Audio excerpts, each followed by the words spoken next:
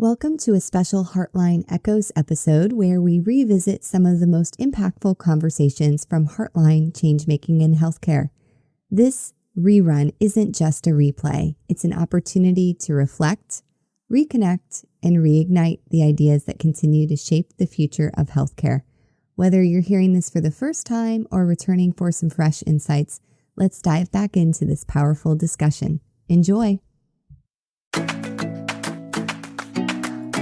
Welcome to Heartline, Changemaking in Healthcare. I'm your host, Dr. Andrea Austin, a board-certified emergency physician, physician development coach, and educator. After years on the front lines, I've learned that real change in healthcare starts within. Each episode invites you to explore the inner work that unlocks clarity and bold leadership, because healing systems through changemaking begins with following our heartlines. I am so excited today to have my friend and colleague, Dr. Amanda River. She is an emergency medicine physician that's currently credentialing to work at a critical care access hospital in rural Iowa. She also does locums work in a community hospital in Oregon and also has worked at a public hospital in Guam. She's a previous owner and medical director of a private cannabis medicine clinic, which I believe this is our first physician that's worked in the cannabis business on the podcast. So that's pretty cool. And she's also board certified in lifestyle medicine and looking at integrating that into her overall practice as well. So Amanda River, let me start off by saying you now go by River, which is hard for me sometimes, and I'll probably make a few mistakes during the podcast. It's great to have you on the podcast. It's great to be on. Thanks for having me. I'm looking forward to getting to chat. So I've had the benefit of knowing you for many years. We first became friends in medical school, and I always think of you as somebody with a really big heart, varied interests, and endlessly curious. In a way, I kind of find medical school an interesting choice for somebody like you, because when you reflect back on medical school, or at least when I reflect back on it, it's in some ways very narrowing. You know, in order to learn all that we have to know as doctors, you really have to forego other interests, other things, and go down this extremely narrow pathway of learning everything you can about the human body. And was for good reason. I mean, humans are complicated, and having someone's lives in our hands, we really do need to be proficient in everything that we do as doctors. So how did you decide to go to medical school? You make an interesting observation that I don't know that I've ever heard anybody actually put into words, but probably one I've had subconsciously myself. I don't know that medicine was exactly the fit for me. I kind of fell into it a little bit. You know, it's funny. I found my 5th grade graduation form the other day, and on it said I wanted to be a part-time artist and a part-time veterinarian. And I think that's truthfully probably more where my actual ethos is at. I kind of stumbled into it. So when I was 14 and my sister was 10, she was diagnosed with Ewing sarcoma. And we spent a good part of a year, my family and I, driving back and forth to the university hospital that was about 75 minutes away. And so my parents were both working 2 jobs at the time. And so I learned how to drive on the interstates in Iowa and spent a whole lot of time in the hospital with my sister and kind of taking care of a lot of family stuff during that time.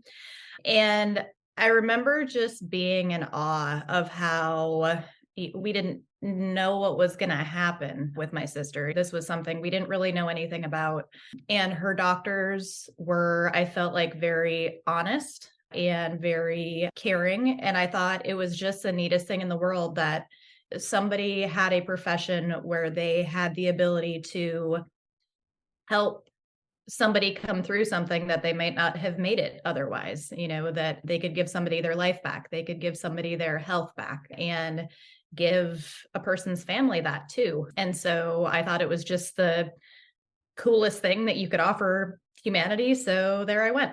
And I was actually fortunate. My sister's orthopedist was a really well-known orthopedist at the university hospital, and he allowed me to shadow him kind of through college and was a bit of a mentor to me during that time. I grew up as a mechanic on a farm. I grew up on a farm in Iowa, and I thought the fact that you could have a toolbox in the operating room was just the neatest thing ever. I have always really been interested in physiology. Growing up on the farm, I always helped with the animals and helped with procedures. And I'm not surprised that I ended up doing procedural stuff with my hands and working with physiology. But yeah, medicine isn't probably something I would have come to had that circumstance not happened in my life. Long-winded answer to the question of how I got to medical school. I think it's so fascinating. And I kind of feel like a crappy friend because I actually never knew what had happened to your sister, that it never come up in all the years that we've known each other. Yeah, no, it doesn't make you a crappy friend. I mean, it was something my sister's doing fantastically. She's actually a health coach now and she's doing great. She, had some struggles through that time, but is doing fantastically. And I guess part of it is that was my initial motivation for doing it. But the more that I got into medicine, I find the human body fantastically interesting. And medical school was interesting though, because I feel like the reason that I was appealing to the medical school was because I had such a varied background and varied interests and was an interesting person. And then I got to medical school and I feel like they kind of try to beat that out of you a little bit, or maybe that's just my own subjective opinion. I was involved in so many things and I was the leader of all these different groups. And I kind of felt like coming into medicine, one of the things that I could bring was I didn't come from a medical background. And so I felt like I had open eyes to what the process was. And I feel like med school kind of puts you in a little bit of a weird funnel where, at least for me, I wasn't able to enjoy kind of that multifaceted nature of my personality or do a lot of other stuff while in medicine. And I found that really challenging. When you apply, that's great, that's cool, that's interesting. But like you said, once you get into it, it's so all encompassing that you really have to give up a lot of stuff. And, I think you and I are both on this journey now, many years after residency, of trying to reclaim different parts of our lives. And, I look back on, things that happened during medical school. My grandmother died, and I remember I failed my biochem test that day that we found out that she died. And I went to the funeral, and then, I was just right back into studying and just had to move on. And I couldn't be like a very good family member because I just needed to get through medical school. And there, many things like that happened, whether it was a family member that died or when my dad had a stroke or friends, that things would come up and you just didn't have time to really slow down and be present for a lot of those life moments. Yeah. I'm sorry to hear that you had that happen. And I had a very similar feeling that you just can't, you're trying to hold on so much that you don't have the latitude to be there as a human, which I think in medicine and medical school, but the entire medical education curriculum does a really poor job of telling us to be there for people all the time, but then not teaching us to be there for ourselves or be there for our people. It seems sort of backhanded in a way. Yeah. I mean, looking back on it, and I know because I'm involved in medical education now that there's movements to change it. But when I look back to deciding to go into medicine and then kind of the culture that you get sucked into, it, in a lot of ways feels similar to the priesthood or going into serving the church, because they kind of teach you to forsake everything else and that you're doing this like very sacred thing, which on one hand, I do think it's sacred. It is sacred being at somebody's bedside in their moment of need.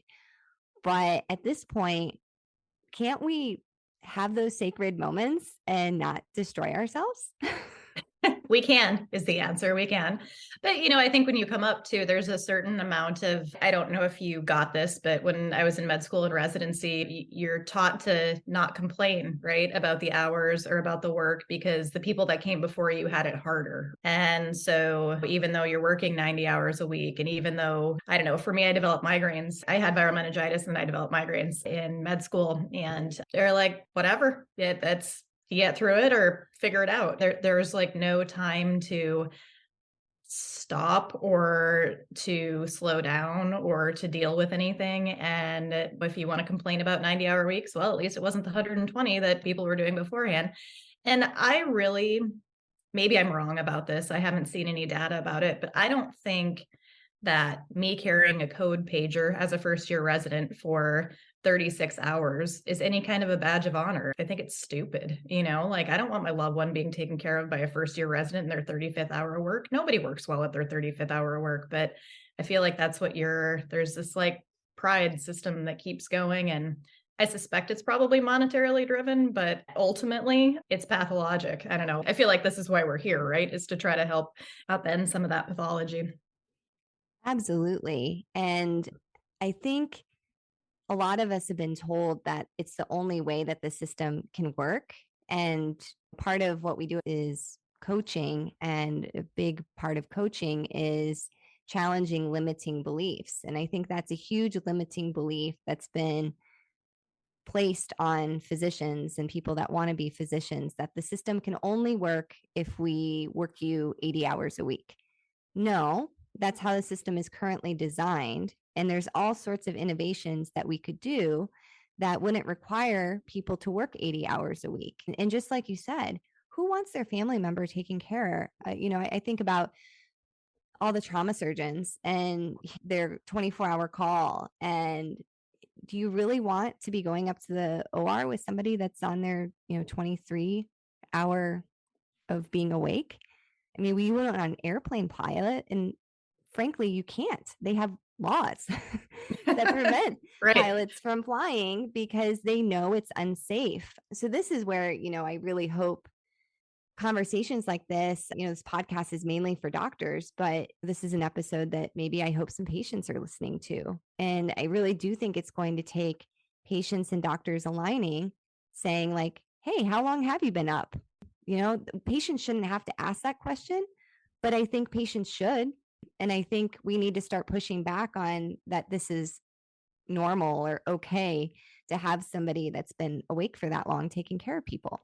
Well, and I think, there's so many things in medicine that the public isn't privy to or doesn't know, right? And I think that's a lot of what creates the disconnect between the medical system and physicians and patients, right? I mean, I'm in the medical system and it's confusing. I have a Master of Public Health background. And so I did a lot of healthcare economics classes and a lot of healthcare design classes. And in some ways, I came out more confused than I went in.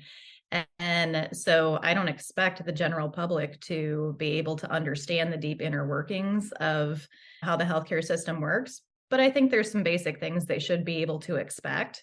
And I think ultimately that's probably a big part of what's going to drive change in healthcare is the public feeling like they have more of a voice in what they're able to choose and in the important stuff too, not, does the lobby have a fountain and do I have a swanky private room? But, what are my physicians' outcomes? How long have they been on shift? Yeah. And I would just encourage the listeners to listen to the episode I did with Vinny Aurora on the emergency mind. And we debunk a lot of the myths around sleep deprivation in medicine. And the one I really want to just put in a bug in all of our listeners' ear is when I think back to residency and those 80-hour weeks, if you really had somebody recording what you were doing during those 80-hour weeks, how much of it was actually required work by a physician versus how much of it was what we call SCUT, which is menial labor that does not require a physician? How much of it was making phone calls for follow-up appointments or writing a arduous note because there wasn't a functioning dictation system or scribe? You look at doctors, if you went straight through, maybe you're 26 years old. If you didn't go straight through, it doesn't matter what your age is. You have a freaking doctorate. Why do we expect somebody with a doctorate to do all these tasks that could be done by other people and expand the team? And then people wouldn't have to be awake for 80 hours. You could probably easily shave off. I think if I look back to most of my ICU rotations, you could have probably shaved off 20 hours in just pure SCUT that could have been done by a clerk or a scribe. Yeah, agreed. And also, like, we have to make the process miserable for patients, right? I can't imagine being a post-operative patient. You feel terrible, right? So say you have appendicitis, right? 20% of us at some point are going to get appendicitis. So, you felt like crap for a couple days. You haven't eaten anything. You had surgery yesterday. Your belly hurts. There's some medical student that comes poking around at 5 o'clock in the morning because that's what we do, because the medical student has to go, and then the resident has to go, and then the attending has to go, and then they have to write notes, and then they come around again. Why don't we just as a team see the patient once after they've been up for a little bit and save everybody? It's just like you said, I think there's this system that is perpetuated because we think that's how it has to happen. But a lot of it, I think, makes it confusing for patients too, right? Because they ask the medical student the question, and then they ask the resident the question, and they ask, like, why don't we collectively make this a better experience for patients? And I think the training in that would create some room for better physicians as well, and probably better rested physicians and patients too. I don't know. We could talk for hours about this. Hi, everyone. It's Dr. Andrea Austin. If you've been feeling stretched thin or wondering who you've become in the middle of practicing medicine, Recalibrate might be exactly what you need. This program creates identity-level transformation for doctors because every single participant still practices clinical medicine, yet many have reshaped their careers, their schedules, and their sense of purpose through what they've learned here. I'm very excited to be co-facilitating the 2026 cohort with the incredible Cherie Johnson, and we've redesigned the program to fit real physician lives. They're 2-hour group sessions twice a month from January 29th through July 2nd, every other Thursday from 3 to 5 p.m.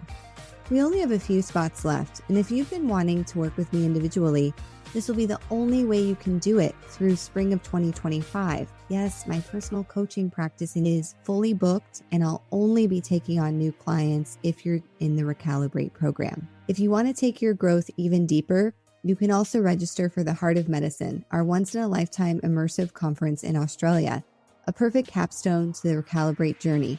It's unlike any professional event you've ever attended, and I'm really excited for the listeners of this podcast to join me in Australia.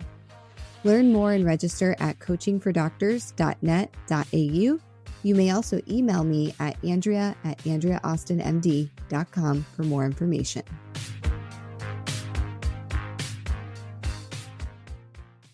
Yeah, no, I think it's a great conversation to have. And I'm reading It Takes Five to Tango right now, which is a book that looks at aligning patients, physicians, payers, policy, and pharma. Those are the 5 things. And I think there's tons of opportunities for us to build a better system that aligns our interests. Absolutely. Well, let's pivot and talk a little bit about what you've been up to since medical school. I have been figuring out how to find my place in this medical. How did one of your podcasts get the medical industrial complex or what have you? So I trained in emergency medicine. So I went to University of Arizona for emergency medicine and I was a chief resident there. Went to a community health system in Central Oregon after that. It wasn't a particularly sick population, which great for Central Oregon, but not great for me right out of training. As you know, in emergency medicine, your procedural skills and things, you have to see a certain volume of rather ill patients. So I went to a big level 1 trauma center, got my butt kicked for about a year. It was an interesting experience. It was an academic center and taught me so much. It kind of got taken over by a large management company while I was there that we could talk about if you want to or not. So I ultimately left there because I felt like the large management company and my values were not in line. And then I went to Guam. So I've been practicing in Guam for 6 years on and off at a private facility there, as well as a public government run hospital there, which has been fun and lovely. And last year in there, I had a cannabis clinic. I happened to be in a state that legalized medicinal cannabis while I was in the state and tried my hand at that for a few years, which was a phenomenal experience, having my own clinic and getting to see patients that were really looking for something different in the healthcare system and being able to speak with them in an educated manner about something that traditional medicine doesn't educate physicians very well about. It was a really neat and rewarding experience. Last year, worked in a COVID ICU for 6 months in the Dutch West Indies. So that was also a very interesting experience. And more recently, I've been doing some locums work. And then I'm kind of circling back to my roots a little bit and doing some emergency work in my hometown. And then trying to figure out, I got my certification in lifestyle medicine right before COVID kind of came on board. And so that went to the back burner for a little bit in favor of doing emergency medicine. And then I'm kind of coming out from that a little bit and looking to rekindle the interest in lifestyle medicine. Wow, that's a lot. So a lot of stuff. Yes, I've been doing a lot of stuff. As we talk about healthcare and how we integrate into healthcare and how we lead healthcare, I get conflicted because I see the potential for us as physicians and patients to really change the system. And then in some ways, I also feel like we're trying to hit Control Alt Delete on a typewriter. Like there's this like we're trying to insert a function into a contraption that is just not built to accommodate what the current space needs. And so I'm trying to figure out how do I lend myself to that in the best way possible. And I've tried community and private and government and academics, and I really enjoyed having my own private clinic. And I don't know if that is the best way to do it or not for me. And I'm kind of trying to sit and listen for a minute and figure out where I go next. So you and I are both emergency medicine physicians, and we've talked a little bit about this offline. Certainly, I've had my periods of burnout with emergency medicine, which, statistically, 70% of emergency physicians experience burnout. What has that experience been like for you? And what are the factors that make emergency medicine so prone to causing burnout in physicians? I think a couple of your guests on a podcast, I want to say they were on in January, a pair of sisters, I believe Dr. Posh and Dr. Is it Barrett? I believe had a really good way of putting it. And I think this has been, I think they hit the nail on the head for what my experience has been. I think, well, first, when I went into emergency medicine, I heard people got burnout. And I thought it was probably due to the volume of traumatic stuff that you deal with, because we do deal with a very high volume of traumatic stuff. And there's not a lot of way to get around that in the profession that we have, so we have to learn how to deal with that. I thought that's what it was going to be going in. And then as I kind of have gone through my profession, I thought, maybe it was that I hate the volume of notes that we have to do, or it's the shift work, or it's and all the little kind of like detail stuff that our everyday work that grinds away at you. And I think to some extent that's hard. I think it's hard to work overnight. And I think it's hard to do all these notes when you have all these patients to see and things. But I think for me, it really has come down to a value misalignment. I feel like the system, I value my time with the patients. I value my quality of care. I value the experience that they have. I value how I'm making their life better. For some people is going to be the worst day of their life or the worst day of their month, or, we have such a privileged and challenging position to get to be the person that helps people through that. And the feedback that I get as an emergency physician is, how accurate is my billing? How many check boxes have I checked for CMS? How can I move more patients through? How can I put orders in on a patient, even if it's really uncomfortable for them to, have a partial exam done in the waiting room because we are, trying to meet our metrics? And there's just this system that the things that I care about and want to get better at and do better at is not what the system seems to want to get better at or do better at. And I feel like our patients suffer so much from that.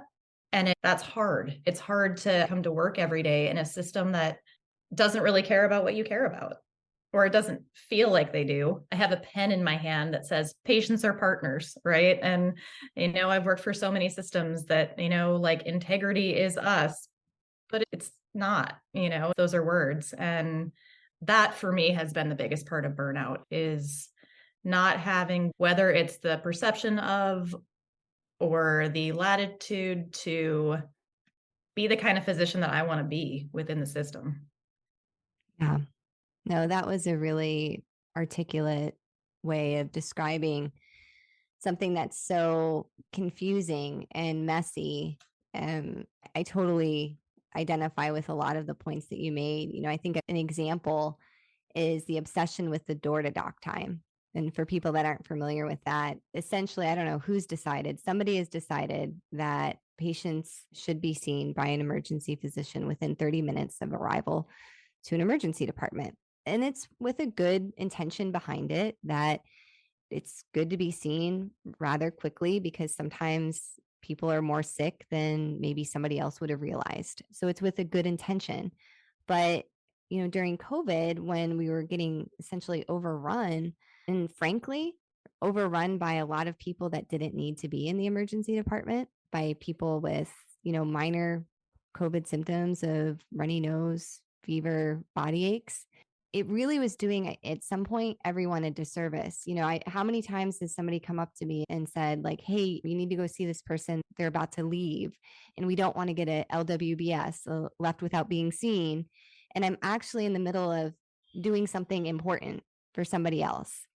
And it's just like those constant things that, well, no, you got to meet this metric instead of doing what in the moment is the right thing, like concentrating on this EKG that you're trying to figure out, is this potentially a STEMI? But now I'm interrupted because somebody wants to be seen immediately. Yeah, and I think that's hard. This is a whole, I guess, different tangent too, but my capacity to being a caring individual when you're constantly faced with those kind of things is, I feel like, reduced, right? I mean, you get to a spot where people are demanding your attention for things that are not high up on your priority list.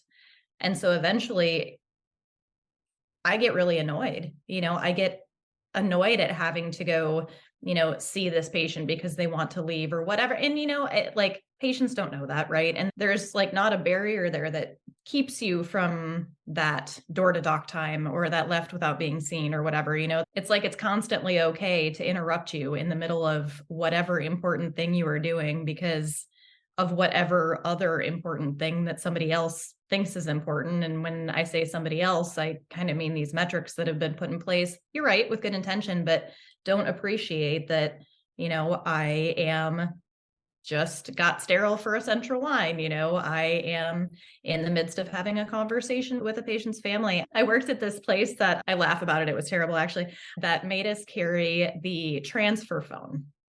So it was a big academic facility and we across the board accepted all transfers. We never said no to a transfer, but they made us carry the transfer phone. And so every time there was a transfer, which was, I don't know, anywhere from 2 to 10 times an hour, that phone would ring and I would have to take the details of the transfer. And occasionally we would provide recommendations or whatever, but we kept trying to get a system in place because, as you know, as an emergency physician, when you're working at a busy place, to have a phone call 8 to 10 times an hour about some other random thing that wasn't on your plate beforehand that you just have to say yes to, get somebody to answer the phone. If they have a medical question, I'll take it. But, it's not that I'm opposed to taking it, but I have other things I need to be doing. And I don't feel like the system respects that a whole lot. Yeah. And it's interesting now what I've been trying to do when, I get this really annoying interruption that's something small. I've made some decisions that actually I'm in the middle of something. I'm having a conversation with a consultant or I'm in a patient room having a moment with them.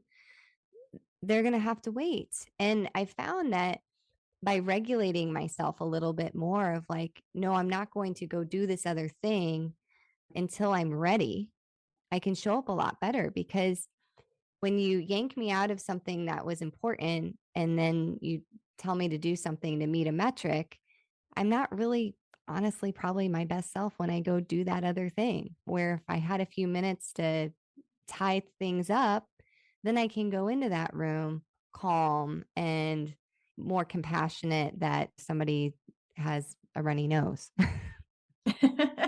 Well, and the metrics aren't always the best thing for the patient. I think, again, sweeping things are with good intention, but, I can't tell you how many times when I worked at a super busy facility that I would walk into a room and a patient had vancomycin running. And I'm like, why does the patient have vancomycin running? Or I would walk into a room and the nurse is giving 5 milligrams of morphine for somebody that smashed their finger in a door. I'm like, why are we giving 5 milligrams of morphine? Well, because we have to meet our long bone fracture time to narcotic by whatever. And I was intubating somebody, so I couldn't meet our long bone fracture. It's just like so many of these things where I'm like, well, now my patient just got a narcotic they didn't need, or they just got an antibiotic they didn't need. And, a lot of these aren't being driven by thoughtful physician decision making. It's being driven by some metric that we have to meet. And it's just, I don't know. I feel like the part of the reason, at least in my case, the places that I've worked, is we're just understaffed. And that's a whole other thing too, right? Is, nurses have ratios, doctors don't. And I have worked at several facilities that have very, very poor staffing. And that for me has been a source of burnout also, is just the expectation that you can see unlimited numbers of patients and that, you can see them very quickly. And it's hard to process 4 complicated patients an hour for 10 hours. Yeah, that's such a great point that you bring up. And it's something that I've said many times. What is my ratio?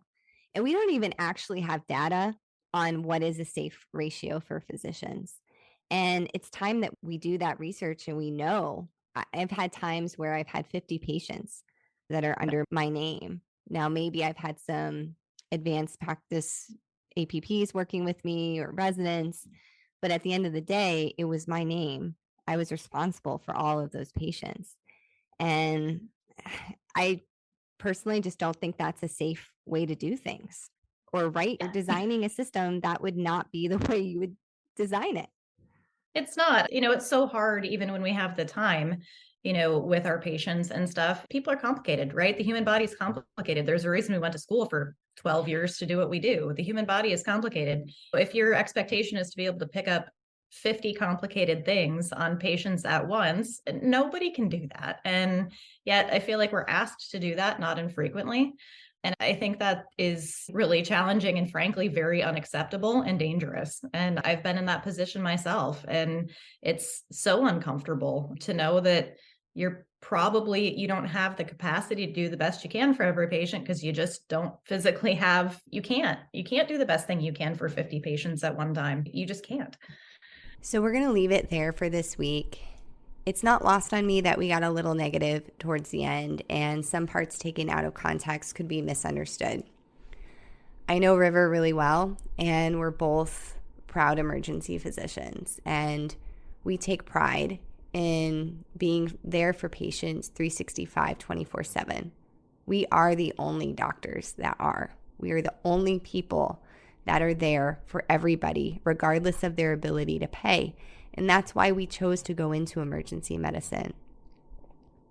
But the safety net is frayed, and we need everyone to be focused on ways to better support us and provide us the resources, staffing, physical supplies, workflows, working as a team in the hospital, recognizing that we can never close our front door.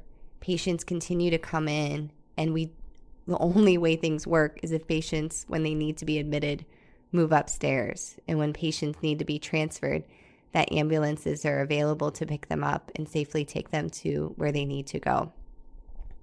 So you did hear some frustration. You did hear some questions of how can we be the wealthiest country in the world and still have these issues and be burning out our physicians. So coming back full circle to why Linda and I founded Revitalize is we are tired of being tired. We are tired of hearing these stories over and over again. We'll keep listening because part of this is that we want to be alongside you. And I'm still complaining as well. But there gets to be a point where it's like, we can't continue down this road. There has to be a new way. And we hope that Revitalize is part of that solution. We believe that more of us coming together and getting clear on our values. You heard River say that several times during the pod, that I was working in a place that wasn't aligned with my values. So recognizing your values, recognizing boundaries, and then, lastly, becoming that leader that when you are in a system that is not toxic, we're always going to recommend that if you're in a toxic system, that you leave. But if you're in a system that's just not working well, but it's not malignant, it's not pathological, there's some good people that need help, we hope that the tools that we have at Revitalize empower you to be able to make the changes, because we need you. Your patients need you. Your communities need you. The level of expertise that all of you have is enormous and not replaceable. A lot of people are trying to tell you that you are replaceable. You are not. So I know we got a little dark in this episode, and that's okay, because we don't believe in toxic positivity. We want you to show up and tell us what you're feeling. And after we get that out, we're going to pick ourselves back up. We're going to support each other. And I believe we're going to make healthcare better, because we've got to. We've got to do it for ourselves, and we got to do it for our patients. So I'm sending you an air hug, and I'll see you back on the pod next week. Thanks for listening to Heartline, Changemaking in Healthcare. If you're ready to deepen your own inner work or want to bring these conversations into your organization, visit AndreaAustinMD.com. You'll find resources and ways to connect with me for coaching, speaking, or consulting. Don't forget to subscribe, leave a 5-star review, and share this episode with a friend or colleague. Until next time, keep following your Heartline.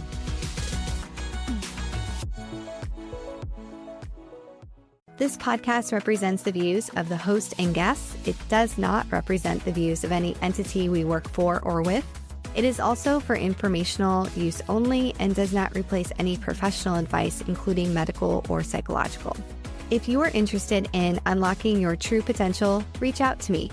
If you're an organization interested in supporting the well-being of your people, I'd love to connect on innovative solutions. Schedule a strategy session at AndreaAustinMD.com.